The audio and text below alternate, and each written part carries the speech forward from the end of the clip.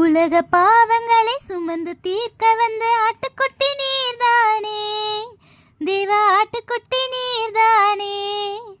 கல்வாரி சிலுவையை தோளில் சுமந்து சென்ற கண்மலையும் நீர்தானே, அந்த கல்வாரி சிலுவையை தோளில் சுமந்து சென்ற கண்மலையும் நீர்தானே.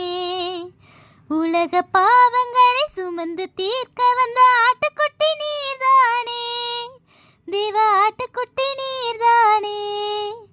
கல்வாரி சிலுவையை தோளில் சுமந்து சென்ற கண்மலையும் நீர்தானே, அந்த கல்வாரி சிலுவையை தோளில் சுமந்து சென்ற கண்மலையும் நீர்தானே.